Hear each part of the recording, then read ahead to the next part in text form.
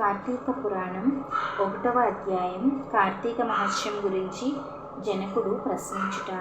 శ్రీ మద అఖిలాండకోటి బ్రహ్మాండమునందలి ఆర్యవర్తమందు నైమిసారణ్యంలో సౌనకాది మహామునులతో ఒక ఆశ్రమం నిర్మించుకొని సకల పురాణములు పుణ్యచరిత్రములు వారికి వినిపించుచు సూత మహాముని కాలం గడుపుచుండెను. ఒకనాడు సౌనకాది మునులు గురుతుల్యుడగు సూతునిగాంచి ఆర్య, తమ వలన అనేక పురాణ ఇతిహాసములను వేదాంగముల రహస్యములను సంగ్రహముగా గ్రహించినారు. కార్తీక మాస మహత్యమును కూడా వివరించి దాని ఫలితమును తెలుపగలరు. తమరు ఆ వ్రతమును వినిపించవలసింది అని కోరిరి. అంత నా సూత మహర్షి, ఓ ముని పుంగవులారా, ఒకప్పుడు ఇదే కోరికను నారదుడు సృష్టికర్తయగు బ్రహ్మను కోరుకొనగా, బ్రహ్మదేవుడు అతనికి విష్ణుమూర్తి, లక్ష్మీదేవికి సాంబశివుడు, పార్వతీదేవికి తెలియచేసిన విధముగా ఈ గాథను వినిపించెదను. అట్టి పురాణ కథను మీకు తెలియచేయదెను. ఈ కథను వినుట వలన మానవులకు ధర్మార్థములు కలుగుటయే కాక వారు ఇహమందును పరమందును సకల ఐశ్వర్యములతో తొలుతూగుదురు. కావున శ్రద్ధగా ఆలకింపండి. ఇట్లు చెప్పెను. పూర్వమొక దినమున పార్వతీ పరమేశ్వరులు గగనంబున విహారించుచుండగా, పార్వతీదేవి, ప్రాణేశ్వర, సకల ఐశ్వర్యములు కలగజేయనట్టిది, సకల మానవులు వర్ణభేదములు లేక ఆచరించదగినది, శాస్త్ర సమ్మతమైనది, సూర్యచంద్రులున్నంత వరకు ఆచరింపబడేది అగు వ్రతమును వివరింపండి అని కోరెను.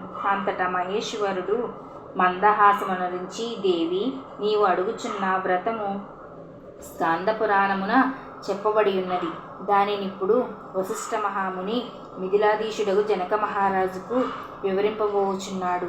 చూడు, మా మిథిల నగరం వైపు అని మిథిల నగరం వైపు చూపించెను. అట మిథిల నగరము వశిష్ఠుని రాకకు జనకుడు సంతసించి అర్ఘ్యపాద్యములతో సత్కరించి కాళ్ళు కడిగి ఆ జలమును శిరస్సుపై చల్లుకొని, మహాయోగి మునివర్య, ధూళిచే నాగేహం పవిత్రమైనది, తమ రిటకేల వచ్చితిరి అని వేడుకును.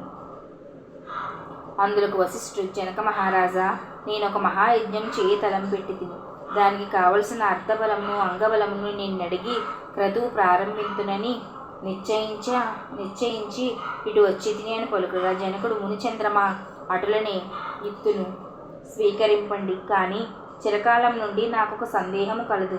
తమ బోటి దైవజ్ఞులను అడిగి రత్న సంవత్సరంలో గల మాసములతో కార్తీక మాసమే ఏలనంత పవిత్రమైనది, ఆ కార్తీక మాసము గొప్పతనమేమి అనే సంశయం నాకు చాలా కాలం నుండి ఉన్నది. కావున తాము కార్తీక మహత్యం గురించి వివరించవలసిందని ప్రార్థించింది.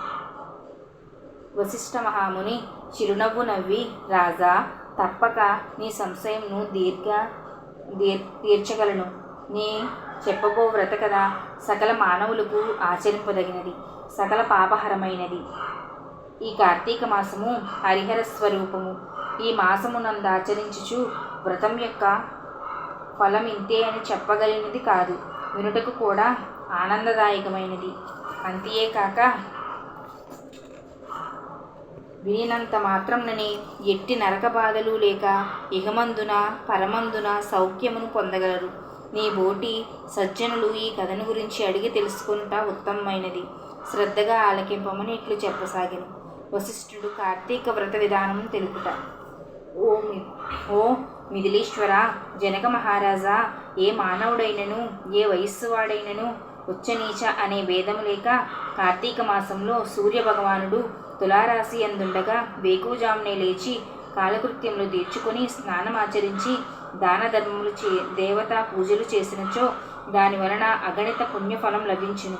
కార్తీక మాసం ప్రారంభం నుండియే ఇట్లు చేయించు విష్ణు సహస్రనామార్చన, శివలింగార్చన ఆచరింపవలేను. ముందుగా కార్తీక మాసమునకు అధిదేవత అయిన దామోదరుని నమస్కరించి, ఓ దామోదర, నేను చేయు కార్తీక వ్రతమునకు ఎట్టి ఆటంకములు రానియక నన్ను కాపాడము అని ధ్యానించి వ్రతమును ప్రారంభించవలేను. కార్తీక స్నాన విధానము.